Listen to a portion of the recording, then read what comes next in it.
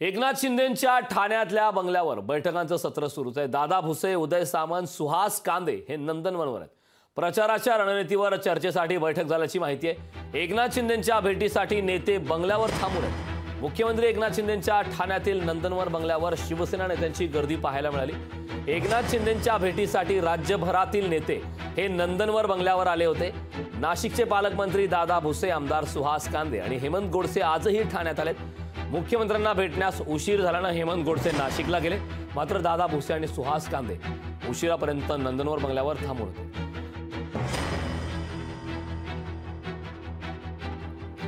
उदय सामंत आणि किरण सामंत ही रत्नागिरी सिंधुदुर्गच्या जागेच्या तिढ्यावर चर्चा करण्यासाठी बंगल्यावर थांबून होते।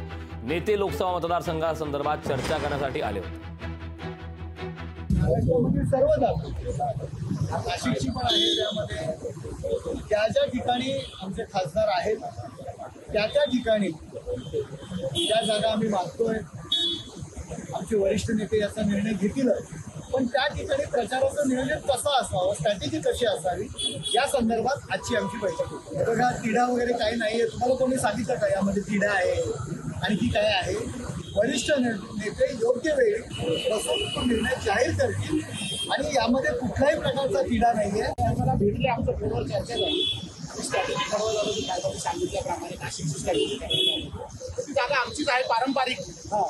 त्याच्यामुळे आमचे सचिव आता मी वगैरे असेल यावर आता विशेष मागे काय करायची, पुढे कामाची कशी सुरुवात करायची ही स्ट्रॅटेजी ठरवण्यासाठी आम्ही आलो होतो। त्याप्रमाणे ती जागा आमचीच आहे, ती आम्हालाच मिळेल हा आम्हाला विश्वास आहे। लोकशाही मराठी ऐका, पहा, जागरूक रहा।